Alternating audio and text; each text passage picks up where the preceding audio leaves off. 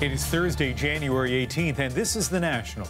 Tonight, mountains of used clothing in Africa, some of them burned, all of them from Canada. What happens to your clothes after you donate them? An Ontario woman captures troubling video inside her mother's long-term care home. Who is watching the people who are supposed to be watching your loved ones? But we begin in Toronto, where an arrest in the deaths of two men has people asking, was a serial killer targeting men in a downtown neighborhood? We believe he is responsible for the deaths of Mr. Essen and Mr. Kinsman, and we believe he is responsible for the deaths of other men who have yet to be identified. In other words, we believe there are other victims. A major break and an ominous development in a Toronto missing persons case that's had the city's LGBTQ community on edge for months. Toronto police arresting a man for the murders of Andrew Kinsman and Salim Essen, who went missing last year. We stand with the community, we grieve with the community, we offer our deepest condolences to the friends, families, and colleagues of Andrew and Salim. Toronto police seem reluctant to use the word serial killer, but they've made it clear that they believe the man that they have arrested is responsible for multiple murders. Here's the CBC's Alison Chiasson with what we know about the investigation and the suspect. From missing persons to murder victims, police aren't revealing much more as to what happened to Andrew Kinsman or Salim Essen, just that their killer is allegedly a 66-year-old landscaper named Bruce MacArthur, who, as of today, has been charged with 2 counts of first-degree murder. As of right now, interviews are taking place, and police have secured 5 properties, 4 in Toronto and 1 in Madoc, connected to Bruce MacArthur in an effort to further investigate these occurrences. Police won't discuss the evidence that led them to MacArthur or how the 2 men died. We have a pretty good idea of what the cause of death is, but I'm not ready to discuss that yet. They haven't even found their bodies. I'm well aware of the difficulty of prosecuting people without recovering the bodies, but in this case we believe we have strong enough evidence where we can do exactly that. And police believe MacArthur may be responsible for more disappearances. I'm telling you, he's killed at least 2 people that we know of, and we believe there are more victims. Police won't use the term serial killer, but people in the village were quick to use it. My first reaction, honest to God, is I thought there was a serial killer working in this neighborhood. It didn't look good. People just don't disappear. So tonight here in the Church and Wellesley neighborhood, families of other missing men may be bracing themselves for the news of their loved ones. Ali Chiasson, CBC News, Toronto. So there is concern, but also relief tonight that police have the suspect in custody and overriding thoughts for many on the victims. Ron Charles has more about them. Andrew Kinsman volunteered at the Toronto HIV/AIDS network for decades, and so the 49-year-old's sudden disappearance in June did not go unnoticed, especially to the dozens of people he worked with. They mounted searches in ravines, parks, and trails. Nicole Borthwick met Kinsman while volunteering at the network's food bank. Andrew was very kind and gentle and loving. He was loving toward his community. No matter who came in the food bank, he was always very generous, very loving, supporting toward them. He was one to greet a stranger every day. Kinsman's sister Patricia says her family now wants their chance to say goodbye. We want his body found, and I don't know. We're just going to have to go day by day right now. I don't know.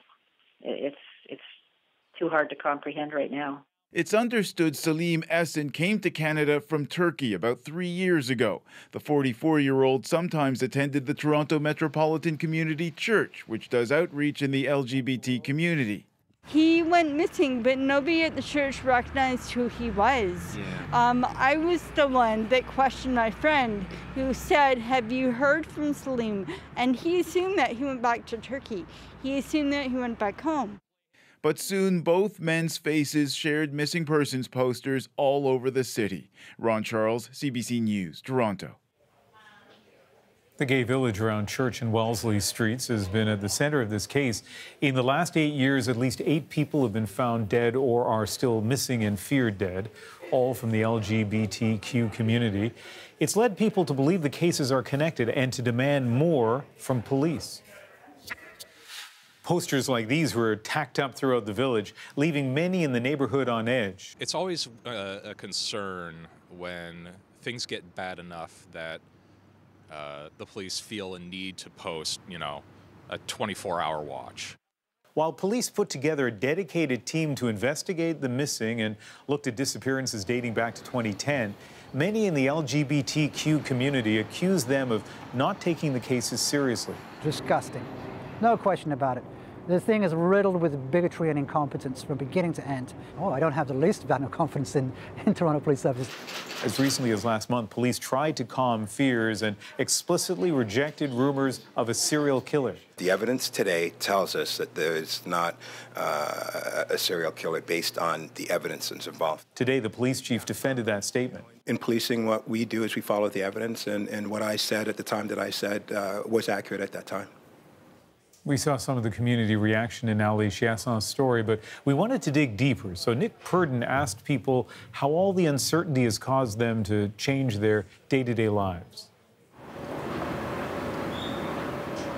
I definitely feel a bit more nervous being here at night. It's somewhere I used to feel really safe, even talking to strangers. So now I would be a bit more hesitant to maybe strike up that conversation with someone.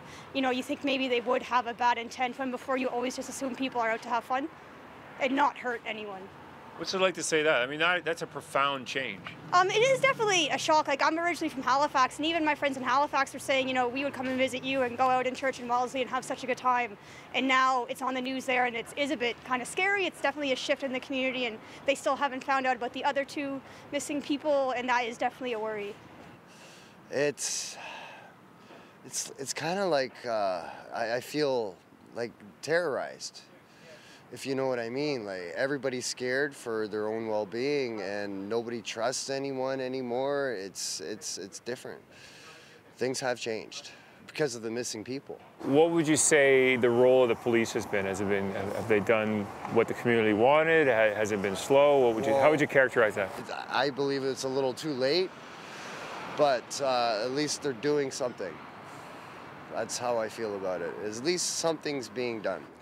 It's a relief that they possibly got somebody dangerous off the streets. So I kind of stuck myself away from the village because of all this happening so much. So maybe now I might get out my doors and actually go into the community more and actually commit to what I need to do. And that's open up and, be a happy gay person in Toronto. Are you saying that because of people disappearing, you left the village and you changed your lifestyle and who you are a little bit? Yes, I kind of closed and sheltered myself a little bit to make sure I would be safe and my husband would be safe. So other than that, yes. Now hopefully might step out a little bit more and actually have more fun in the village. Because really, we couldn't have fun in the village if all this stuff was happening at nighttime or through the daytime. It's not safe. For more on this, we're joined by Mike Arntfeld, a former police officer, a criminologist, and a professor at Western University in London, Ontario. So Toronto Police Service says it got a major break on this case last night. What do you make of that?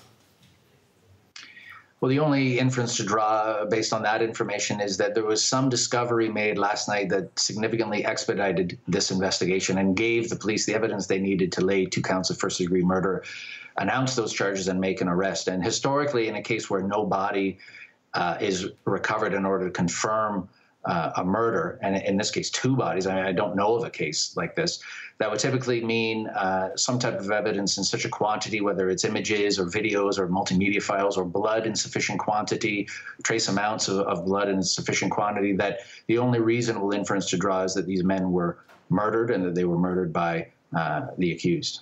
And that there are more victims, as the police made very clear. They believe that's the case, though they can't identify those victims. And so, if the police are right here, this would fit the definition that most people have of a serial killer. What about the criticism that the Toronto police didn't take that suggestion seriously enough, early enough?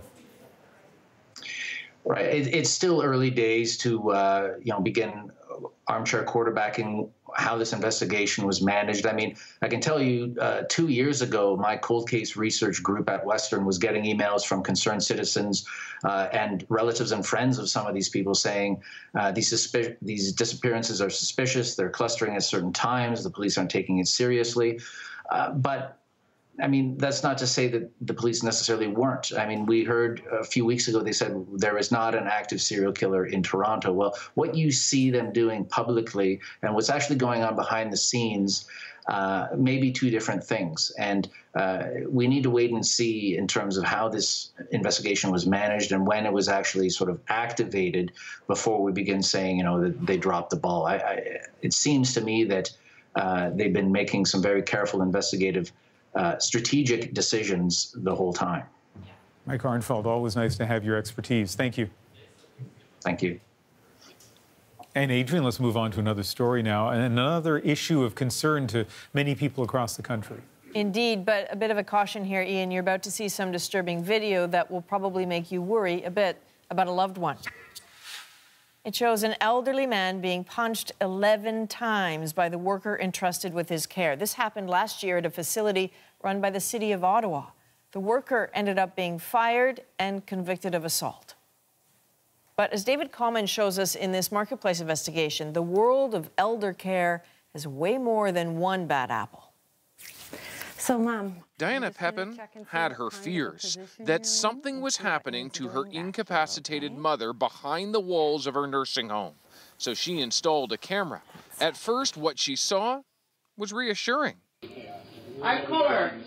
This is the PSW who has taken care of Mom for several years. She's having an interaction with my father. That's what I do. I'm color coordinate. She's showing how well she dresses Mom. She color coordinates for her. It sounds caring. Very nice. The socks are matching the nightgown. It sounds good. But as soon as Diana's dad leaves, that nice talk disappears. Die, you bitch, and you could I know. Oh, it makes you not trust people. You know what? It just makes you not trust your own judgment sometimes when you think people are okay. The personal support worker in the video was fired, but there are plenty more cases like this across Ontario. A review of hundreds of government incident reports found residents had been physically assaulted by staff when they requested to have their adult diapers changed.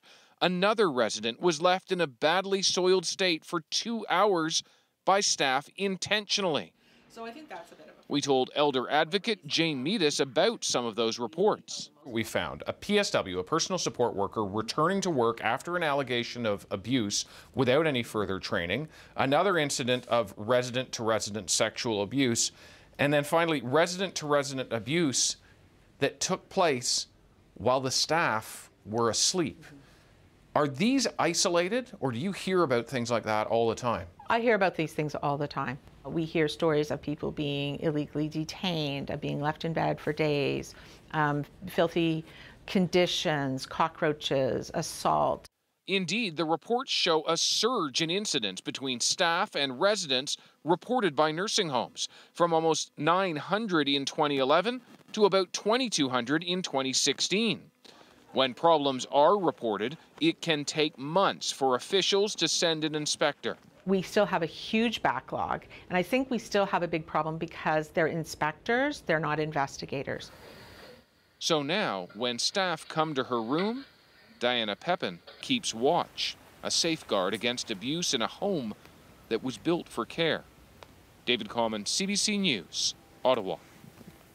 Now, David's story is your first look at a major investigation into the crisis in elder care. In the weeks to come, you'll see in-depth coverage on CBC's Marketplace and here on The National. It's the scope of the problems, the calls for accountability. So tonight, let's focus on the staff on the front lines and what happens when trouble strikes. Marketplace found that in just 1 year, there were 2,198 reported incidents of staff on resident abuse in Ontario long-term care homes. This means, on average, 6 seniors abused every day. Now, many of the staff in those homes are personal support workers. That's a demanding job that pays relatively little, about $18 to $21 an hour. They're not recognized as regulated health professionals in Ontario. They're not certified, and there's no governing body regulating practicing PSWs. Currently, any PSW in the province of Ontario can abuse, they can steal, and if they're not formally charged by the police, they can leave that place of work, walk down the street, and get hired at another long-term care facility. And that exact scenario has played out. Remember this video? In Ontario, a few years ago, some support workers were caught on camera, one waving feces in a resident's face, another blowing his nose on her sheets. Well, at least one of those people is still employed as a personal support worker. So how can anyone check up on who is caring for their loved ones? Ontario did have an online registry of more than 35,000 PSWs. 2 years ago, it quietly dismantled it over complaints it contained unverified information. The government promised a replacement to be phased in starting now, but there's nothing available to the public yet.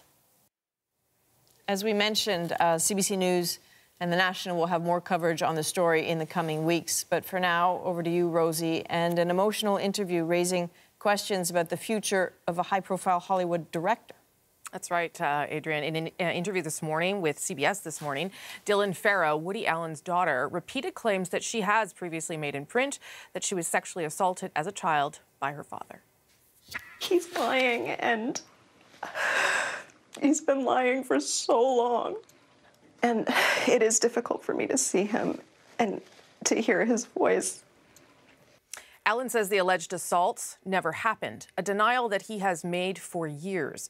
But this time, Hollywood is grappling with an industry-wide movement against sexual misconduct.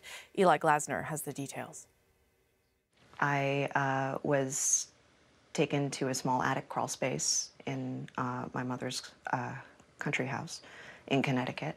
Then Dylan Farrow says her adoptive father, Woody Allen, asked her to lie down. And as I played with the toy train, I was sexually assaulted. As a 7-year-old, I would have said he touched my private parts. Farrow says she wanted to add her voice to the public conversation around sexual assault. A statement released by Woody Allen frames his daughter's motives differently, saying, "The Farrow family is cynically using the opportunity afforded by the Time's Up movement to repeat this discredited allegation. That doesn't make it any more true today than it was in the past." This biographer says actors and critics are also jumping on the Me Too Time's Up bandwagon. To me, it's a mixture of idealism and opportunism and hypocrisy. They're mainly people who don't really know the history of the case. This is a 25-year-old custody battle. I want to talk. Oh, no. Allen explored relationships between older men and young ingenues in many of his films. I care about you. Your concerns are my concerns. We have great sex. But you're 17 years old. In the past, some admirers were able to separate the artist from the art. No longer, says this writer. Why do I have to suspend my judgment just because this guy is making art? And more to the point, why is this horrible person allowed to continue making art? Isn't that part of the problem? At the time of the alleged abuse, Dylan Farrow was caught in the middle of a bitter custody battle between Allen and his then partner, Mia Farrow. Allen was investigated by 2 separate state agencies, but never charged. But those in the industry say Allen will have trouble making more movies. I think it's going to be very difficult. You know, it's possible he'll find money somewhere to do what he does, or someone will help him find money. I just don't know that he's going to exist in the mainstream Hollywood. While those who know him say Allen will keep working, his time in the spotlight may be up. Eli Glasner, CBC News, Toronto. Lots more still ahead tonight, including, as you guys know, my favorite, the At Issue panel is here. Andrew Scheer says it's a united front, the conservative leader in Washington fighting for a NAFTA deal, but can he actually make a difference? First, though, the British Prime Minister says there is no turning back on Brexit. But there's growing support for another referendum, and it's coming from an unlikely source. And ever wonder where your used clothing goes when you donate it? Well, Marketplace did some digging. Their investigation still ahead. Sometimes they pack even very old items. They can even pack items that are not even good, and they end up dumping them in Africa or in Kenya.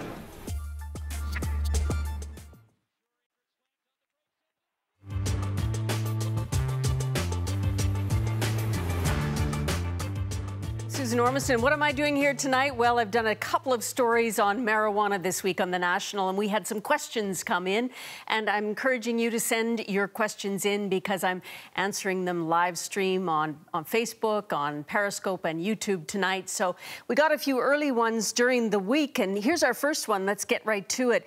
Marian Moreno asked whether there's a vetting process for people that apply to grow cannabis, and in fact there is. Currently only legalized growers can grow cannabis, and they are screened. They have to meet personnel security clearances, and they have to meet security requirements for cultivating and storing it. If you saw my story Monday, you remember the pot that was put in the vault in a company in Leamington just to keep it secure. We had another question tonight, let's see, from Austin Maloney, I think. Will the pot police be going door to door with a measuring tape to ensure nobody's plants exceed 1 meter of height? Well, good news, Austin. I think that regulation of 1 meter in height was dropped by the Health Committee, the Commons Health Committee, back in October. If I've got my information correct, that's no longer a requirement. Another person, though, asked about how many plants, and that differs from province to province. In Ontario, it's 4, same as in Yukon, but some of the provinces won't allow you to grow marijuana at home at all. I believe that's in Manitoba currently. These regulations, though, are changing every week, it sounds, as this gets modified on the way to legalization this summer. So try to stay up, stay in touch about what is happening in your province. We're going to answer more questions in the next break on your National Tonight. So send them in, and we'll be back in 5, 2, 3, 4 minutes.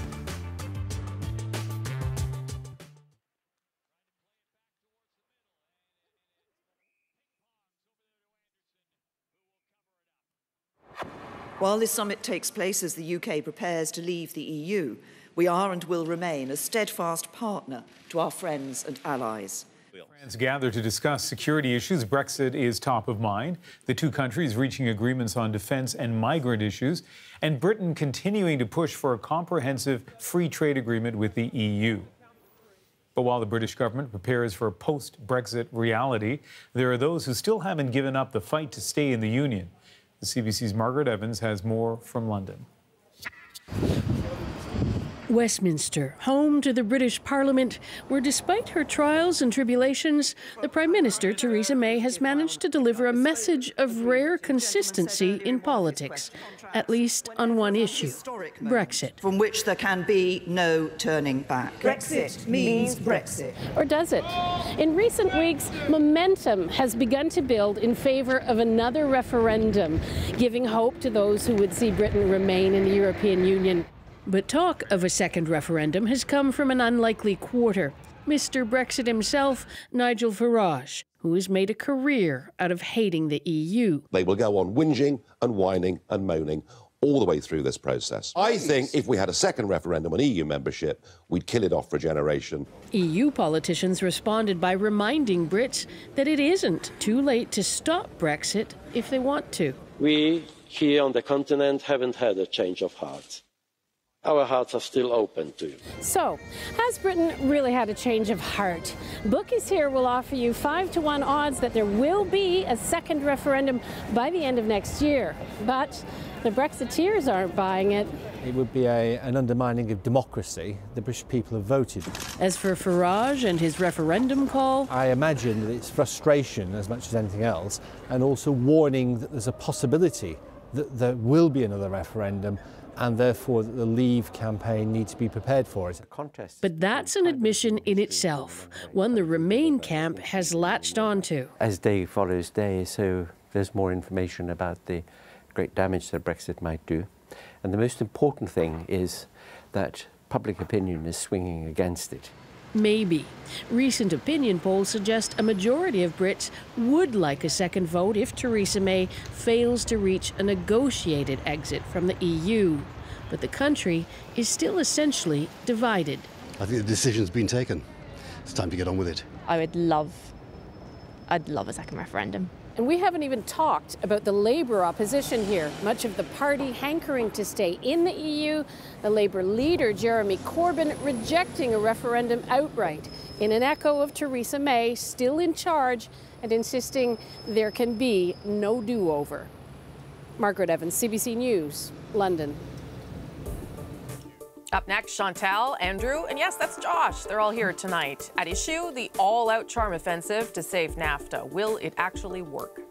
And a little later, the big business of betting on the royals. What will Will and Kate name their third child? Don't even get started with the big wedding on the horizon. Will she wear white? Will he wear military dress? And my absolute favourite is, will he have a beard or not?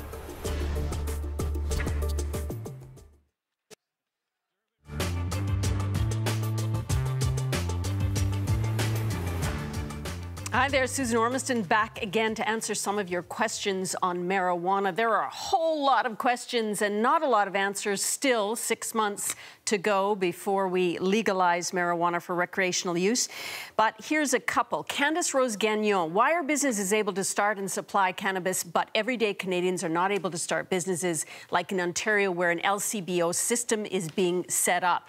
Well, you're quite right, and you should ask your MP that question. But here's some facts. In Ontario, yes, it will be the LCBO running an Ontario Cannabis Retail Corporation, but in Alberta, private operators can set up businesses. And in BC, there will be a combination of private and public dispensaries of cannabis. So it's different again for every province. That's what's happening all across this issue. All right, Ann Edwards, what happens if you're caught driving? That's a serious concern for a lot of people, drug driving, and it's a concern for the police too because they don't have a reliable roadside test for marijuana or for drug driving yet. Currently, police are relying on drug experts and recognition experts with mixed results.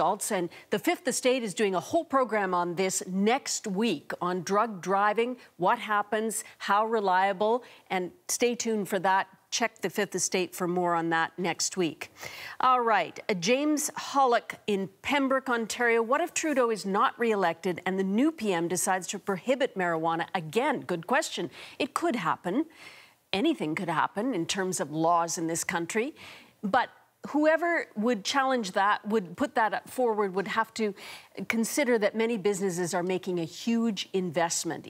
The scale of cannabis growing in this country is gaining momentum at quite a rate, and all those businesses have invested hundreds of millions of dollars into a new agriculture industry.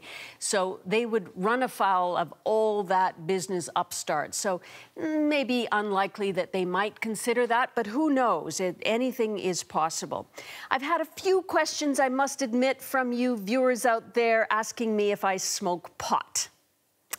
Well, considering it is an illegal substance, as I sit here today, I don't. My high school years were a long time ago. Let's just leave it at that for now. That's as good a question as I can come up with. What surprised you the most doing your story, Catherine Seaborn? I hope I got that straight. Well, it was the scale of this industry. It's like a train coming down the track very fast now. There are so many questions that we haven't answered as citizens, that the legislators haven't grappled with. You know, you can do one thing in one province and not in the other. There's a lot of work yet to be done by the summer, and it's got to happen fast.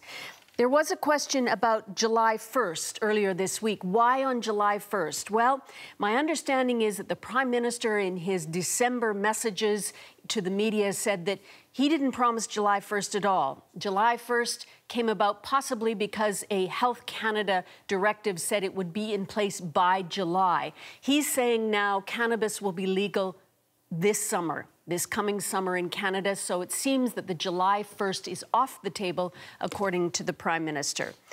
All right, what else have we got here?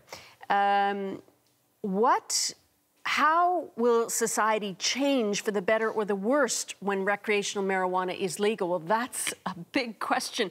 The government says they're trying to do something about harm reduction, get it out of the black market, and also to clean up all the cases that are going into the courts. That's their position. It's up to you to decide yours. Bye for now.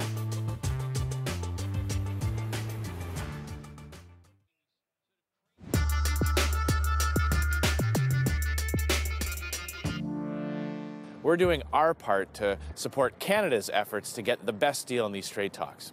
Now, we will always hold the government to account for its performance at home, but here in Washington, we'll be speaking with one voice on behalf of all Canadians. As you saw there, Andrew Scheer is in Washington promoting Justin Trudeau's NAFTA efforts, trying to be the glue in the cracks that are fast appearing or have appeared in these negotiations. How useful is this so-called United Canadian Front? That's a question for At Issue. Chantal is back, and she is in Montreal tonight. Andrew is in Toronto, as usual. And Josh Wingrove of Bloomberg joins us here in Ottawa. Good to see everybody, and thanks for joining us, Josh. I'll start with you, Chantal. What I found interesting about what we've seen so far of this Scheer visit is that at one point he is actually asked by someone to criticize the government's approach to NAFTA, and he refuses to repeat it, saying only, I'm not going to say that kind of stuff in the States, that's just for home. Is that an effective strategy? I think that was wise. I think that it does more for Andrew Scheer and the Conservative Party that he goes out there, informs himself, but also is supportive of the Canadian position rather than go to Washington and negotiate Canadian concessions with Canada from abroad. I also think that it's a choice of necessity in the sense that he still has some fairly prominent former seatmates, Rona Ambrose and James Moore, to name two of them, who are sitting on the Prime Minister's NAFTA Council.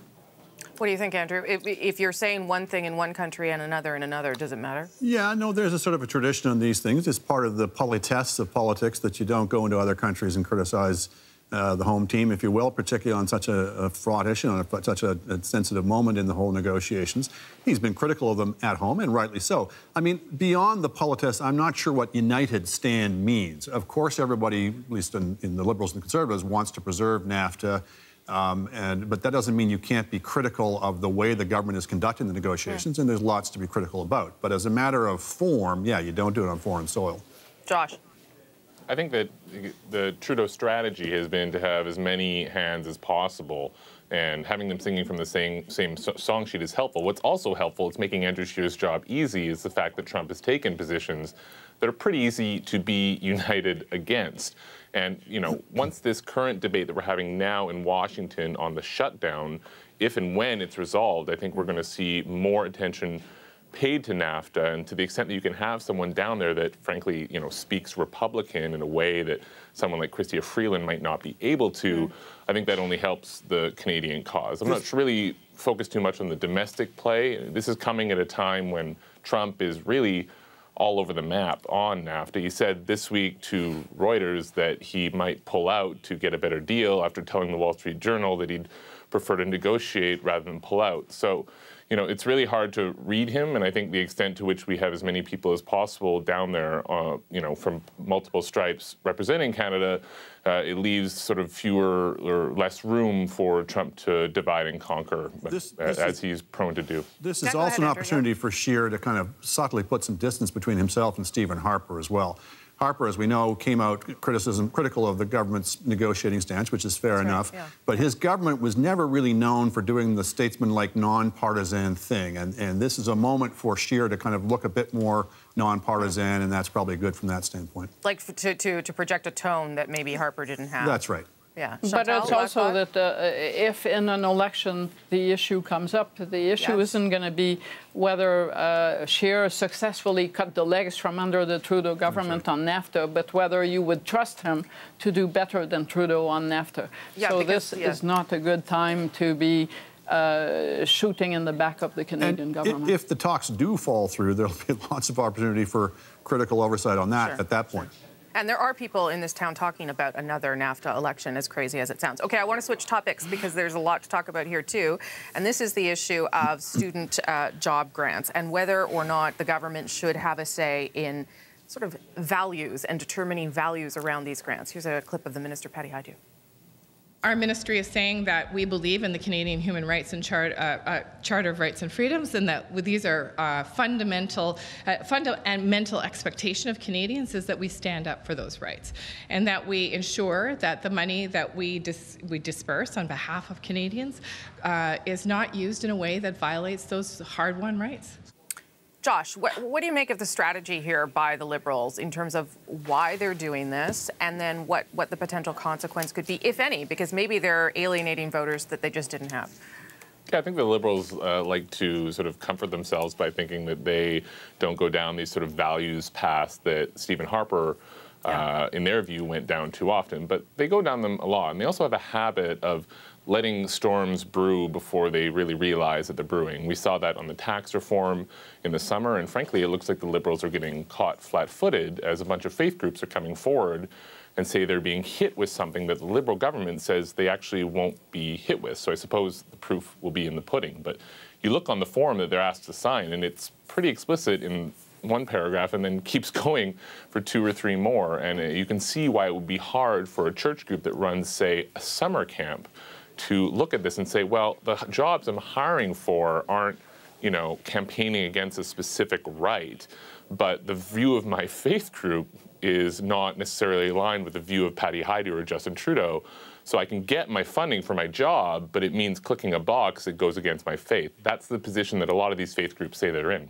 What do you make of that, Chantal? It did seem a little surprising from the Liberals. I agree with Josh. It's something I would have more expected from the Conservatives around the sort of values that they promote. And if it had come from the Conservatives, but in the reverse, there would be an uproar across the land. I find it heavy-handed, but I also find the rationale that the minister put forward surprising, because if you were so concerned about respecting the Charter of Rights and whatever, you would have some concern over respecting the freedom of religion and the freedom of expression. Yes. And the form that they've put forward, nominally to prevent groups to get, from getting money to campaign against access to abortion, does not respect any of those freedoms. Andrew? I don't find this surprising at all from this government. We saw this with the edict banning pro-life candidates from running for the party. We saw it with the ruckus they made over Rachel Harder being appointed or put forward as chairwoman of the Status of Women's Committee. This is a government that is, whether out of sincere conviction or political calculation, is utterly intolerant of any difference of opinion on this point of view. They are trying to marginalize and demonize people who have differing points of view on this particular question. Look, we're the only country in the democratic world that has no abortion law. Now, that might be a good thing or a bad thing, but we're the outliers here. We're not the norm. We got that not because it was ever decreed that this was against the Charter. In fact, the Supreme Court went out of its way to propose how they might draft a new abortion law when they struck down the old one. The reason we don't have an abortion law is not because Parliament ruled on that. The House of Commons passed a new law. It died on a tie vote in the Senate. So all of these things are part of the historical record, and for the government to pretend that this is just beyond the pale for anybody to have a differing point of view in this, that everybody else are the extremists and the fanatics on this, I suggest they need to look at themselves in the mirror. I only have a couple of minutes, but is it possible that this is actually a tactical move to try and get the Conservatives who are in favor of abortion to be more vocal and pump up that base that Andrew Scheer is trying to quiet down? Well, that sounds almost too smart for the way they're going about it. To tell you the truth, I'm not even going to go down the tactical route. Yes, possibly it is seen in some quarters as a political play to send a message to women that we stand for for choice on abortion. But it's done in such a heavy-handed way that even if you are pro-choice, you look at this and you think, what about the precedent? That some government that doesn't feel exactly the same way applies the same method because that's how it feels about things, and you think that can't be right. And I only have a minute left, Josh, but it also goes after it goes after young people, which I thought the government was trying to promote in terms of getting jobs and stuff. So it seems a weird place to go after as well. Yeah, I mean, 2 things. I think they're trying to have their cake and eat it too. They put this out there, but now they're walking it back and saying, no, no, no, apply. And they're actually calling groups that got funding in the past and saying, go for it. But the other thing is I think this government tries to pick fights that it wants to be in politically. I think we're seeing that a bit with climate. It would only be too happy to fight Jason Kenney and Brad Wall on climate. And I think on this, they absolutely are sending a signal to their base of voters, which is more heavily women and more heavily young than at least the Conservatives, that we are in your corner on this one issue to the point that we're willing to risk looking like we're gaming the system of federal funding to go to bat for it. Okay. Thanks, everybody. Andrew, Chantal, and Josh, good to see you. And good news for all of you, political junkies like us. At Issue is also a podcast. So this week, our bonus podcast topic is public health checks. The American president has them. Why doesn't our guy, the Prime Minister? Look for it on iTunes, any major podcast app, and on our website, cbcnews.ca/The National. And when The National returns, unwanted clothing has become a huge source of garbage. And what looks like a simple solution, recycling, just masks a messy reality. The reality is that currently only about 1% of clothing is actually recycled in the very literal sense of the word. 1%. 1%. The 13,000-kilometer journey of Canada's castaway duds, right after the break. The black stripes here are from Canada. These are a variety of kids' clothing. This one is a jacket.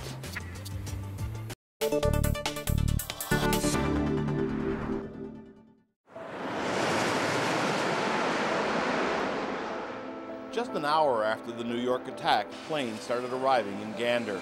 While local officials figured out what to do, passengers waited on board in 30-degree heat. It was dusk before the first passengers were processed and given a place to sleep. They knew little of the day's events. The crew didn't really tell us much. Well, of course, we didn't really know what was going on. They quickly found out. There's the plane. You can't miss that. Incredible. All night, plane by plane, the passengers were allowed to disembark. But there was little anger with their own plight. I think we were just happy to be on the ground at that point, given what we had heard. Every school, church halls, and basements made into makeshift shelters. 750 at this Gander school, many not knowing even where they were. Now a lot of European people know Gander. Never heard before, but now they know. They know of it now. Absolutely. Daybreak brought the reality of the task for Gander and all the surrounding communities that chipped in to help. Where's this load of stuff going? Old Glenwood, school in Glenwood. At the Salvation Army, a desperate call for help was answered by local residents. The biggest need for food, towels, and bedding.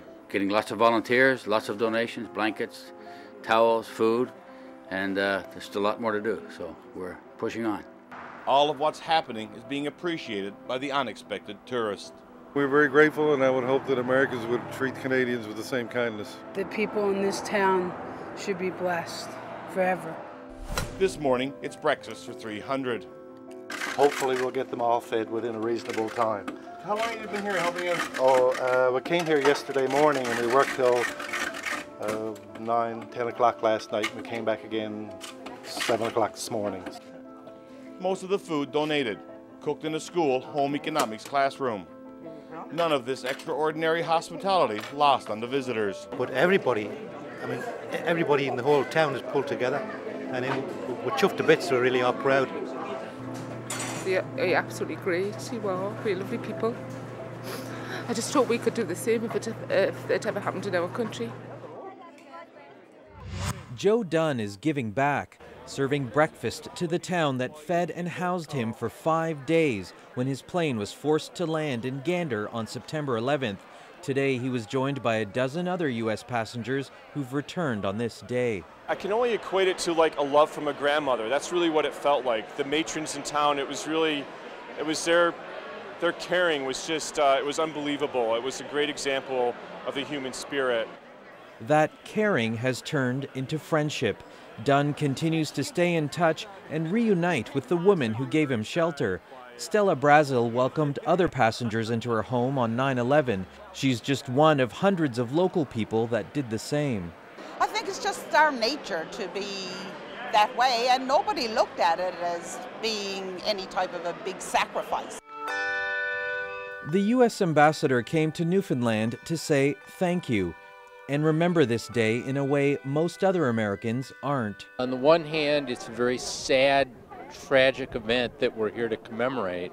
But on the other hand, you see the spirit of these people and the spirit of the kids, and it makes you feel good.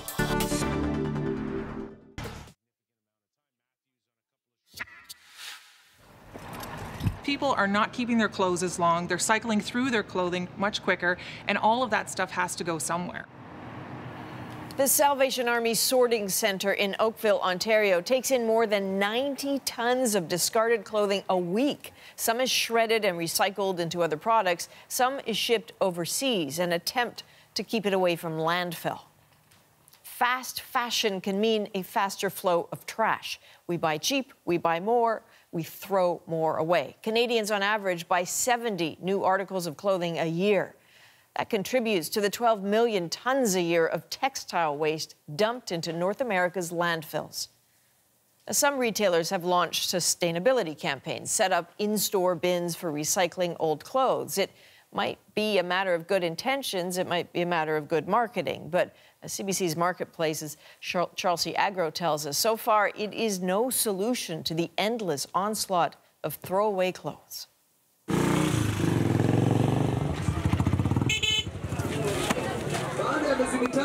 It is a stunning scene a world away. Mountains of clothes so high you have to climb over them. This is a used clothing market in Nairobi, Kenya, with a distinctly North American flair. Many of the names and brands you know, but here they're called Matumba. Oh, no, that one, it's just a nickname. We gave it. Matumba means old in our culture. Bale after bale of used clothes, and it seems we've got plenty to give. In 2016, Canada sold off more than $160 million of our unwanted clothes around the world. Kenya was our biggest customer. The black stripes. The black stripes here are from Canada. These are a variety of kids' clothing. This one is a jacket, ladies' t-shirts. Mayina Andrew is a used clothing importer. He sells the bales he brings in to vendors, like Alice. The way we open bales, we know the plants where there is new clothes, especially those which come from Canada. So how do your clothes get from Canada to a market 13,000 kilometers away? For a growing amount of it, the journey begins here at an in-store donation bin. Donation bins like these are popping up in more and more stores, and they make bold statements. Close the loop. Give clothes and shoes a new life. Creating the new. Let's shred it into fibers and stitch it into something new. Let's cut your jeans into pieces and make new jeans out of them. What's in store for your old clothes made even clearer in colorful campaigns from one of the biggest names in the fashion business, H&M. We literally turn your old clothes into new garments. Not so fast or simple, says author and environmental advocate Elizabeth Klein. The reality is that currently only about 1% of clothing is actually recycled in the very literal sense of the word. 1%. 1%. 1% is recycled.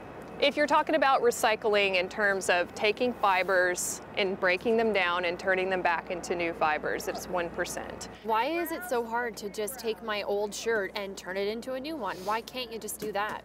A lot of our clothes are made out of blended fibers, so you know, maybe this is acrylic and wool and cotton mixed together. Maybe my tights are cotton and elastane. That makes it very difficult to recycle. The other challenge is that when you recycle cotton and wool, it diminishes the quality of that material. So it weakens the cotton and wool strand and gives you a lesser product. H&M's own sustainability reports confirm, of all the material that goes into making its millions of garments every year, only 0.7% is recycled material. So if your old clothes are hardly getting made into new ones, what is happening when you put them in those bins? For starters, like most clothing donations, they are sold and sorted by a middleman into hundreds of different categories, some turned into rags, carpet padding, or insulation. But the majority, the reusable, re-wearable items, are baled up and shipped off to more than 90 different countries. Their final destination, that used clothing market and others like it, where vendors pay for them. Sometimes they pack even very old items. They can even pack items that are not even good, and they end up dumping them in Africa or in Kenya. Clothes Canadians and others see as cast-offs, too worn or tattered to sell, are often dumped and burned. We just dump them. Yeah, we burn them. And it is a loss to us because we have already bought them. Scenes that clearly didn't make the cut in H&M's colorful ads. It really is a form of greenwashing. Claudia Marseilles runs Markham, Ontario's waste programs, one of only 2 cities in Canada where it is against the law to put textiles in the trash. She believes fast fashion is a big part of the problem. Their business model is the problem. They're making too much, they're selling it too cheap, it's disposable clothing. Doing a bit of back-end recycling and a bit of commercials really doesn't address that issue. H&M declined multiple requests to speak to us on camera about its sustainability program, but did say it does not want to encourage a throwaway attitude. They also say their focus is on delivering clothes that are high in quality and made to last. H&M is one of the biggest users of recycled cotton and polyester, but the company says it sees the need for a change in the global textile industry. When we tell them about those clothes burning in Kenyan landfills, they say the company handling pickup and distribution of their bins has really high standards. But they are still working on building a better tracking system so this doesn't keep happening. Dumping is always cheaper. It's always the cheaper option. That's why Marseilles suggests swapping clothes with friends or family, anything that will keep them from landfill. And if you do decide to donate, do your research on who you're giving your clothing to. But she says the simplest solution to a very complex problem, don't buy so much. Charles Agro, CBC News, Toronto. You can catch Charles' full story on Marketplace tomorrow at 8 p.m. on CBC Television. I'm going to watch that one for sure. Up next, British bookies are cashing in on the royals, as you do. Who will make the cut for a wedding invitation? What will she wear? And don't forget about the baby on the way. Across the UK, 5 million quid, would you believe it, is going to be bet on the royal baby and the royal wedding.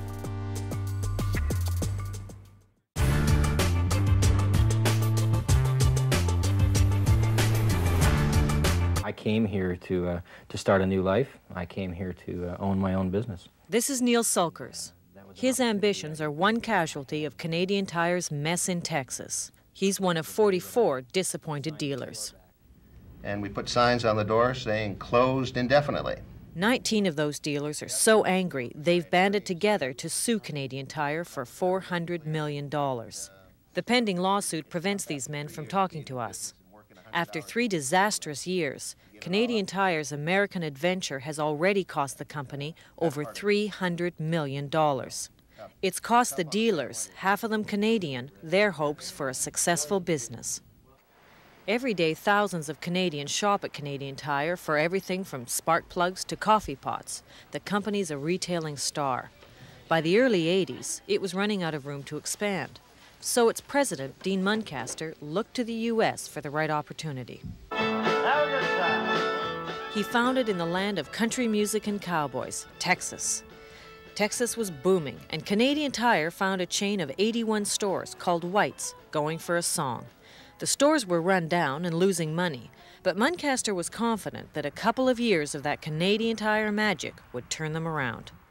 These stores are Canadian Tire twins, right down to the fixtures. Canadian Tire figured that what worked so well in Canada could work in Texas, too. To get the Texans in the door, they decided to slash prices and undercut the local competition. Under the franchise system, White's head office handled wholesaling, distribution, and advertising. Independent dealers bought the stores and ran them. In all, 22 Canadians came down to buy a franchise. Frank Doe was one of them. He'd spent 15 years with Canadian Tire, and this was his big chance for a dealership of his own. But it didn't turn out the way he planned. Frank Doe and other dealers started wondering if head office knew what it was doing. Doe showed us store locations in Houston that just didn't make sense. This is Houston. This is where our stores are. Take a look, all those homes back in there, that's our customers. Some of the stores were in such poor neighborhoods that Doe couldn't believe Canadian Tire had kept them. The people won't drive to these areas. We have to draw from the people who are in the areas now, and there's no money around here. Granted, these were the worst locations, but even the best stores were in trouble.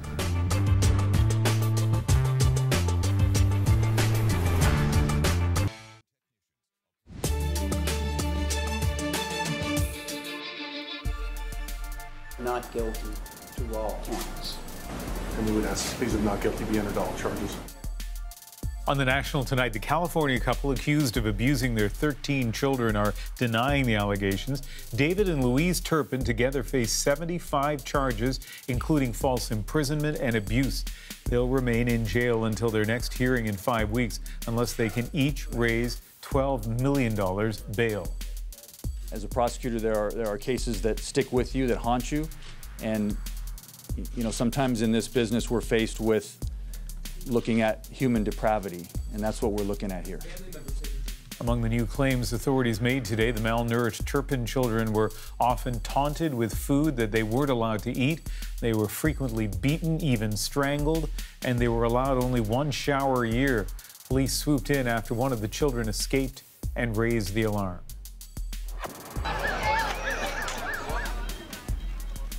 Police in Brazil are investigating tonight after a car plowed onto a crowded sidewalk near Rio's Copacabana beach. Officials say a baby was killed and at least 15 other people were hurt. According to local media, the driver claimed that he suffered a medical emergency while behind the wheel. He was detained and taken in for questioning. And look at this video from the Netherlands. People literally blown off their feet today as a powerful winter storm hit parts of Europe. Winds so powerful, they toppled shipping containers and transport trucks and ripped roofs off buildings. At least 7 deaths in 3 countries are being connected to this storm. Many of those who died were reportedly hit by trees. I just know we've made the playoffs, and I'm thrilled about that. I'm thrilled that we're Canada's team now, and I'm proud that our city region is going to represent this country. The mayor of Toronto clearly in a good mood today after learning his city made the short list of potential homes for Amazon's second headquarters. Toronto is the only Canadian city to make that cut. The other 19 locations in the United States. Amazon says it expects to make a final decision this year. British tabloids are calling it Meghan mania. Royal fans can't seem to get enough of Meghan Markle. The bride-to-be was in Cardiff with Prince Harry today.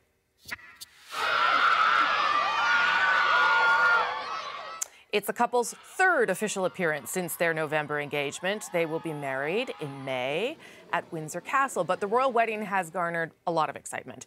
But for some, it's an opportunity to make some cash. The CBC's Thomas Degla has been looking at why gamblers are now paying attention to the royals.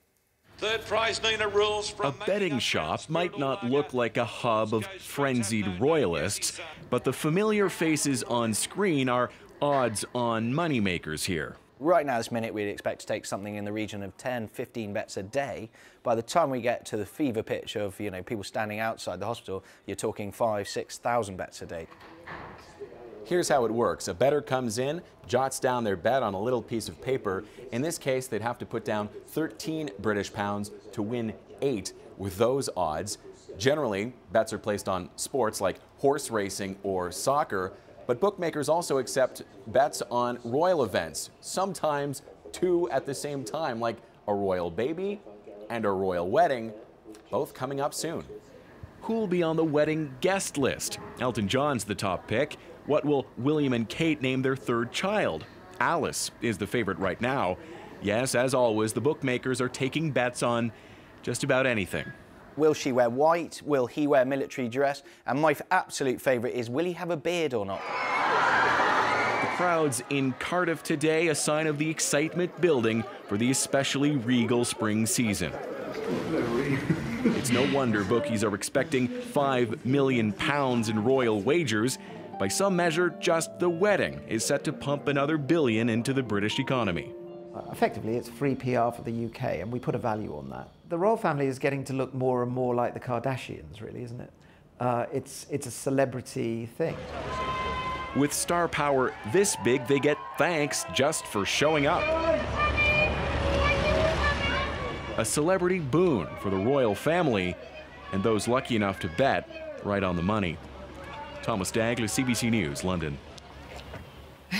Because I can't help myself, I went onto one of those betting sites just to look, of course, research. I have to tell you, the odds are very, very good that Jessica Mulrooney, it seems, will be one of the bridesmaids. Only Canadian I saw on the list. Their odds are also very good that I might be getting caught up in the excitement of it. And my bet, Elton John will do a new version of his song, Your Song, for the wedding. That's my bet. That's a good bet. Yeah. I'm down with it. That's the National for January 18th. Good night, everybody. Good night. Good night.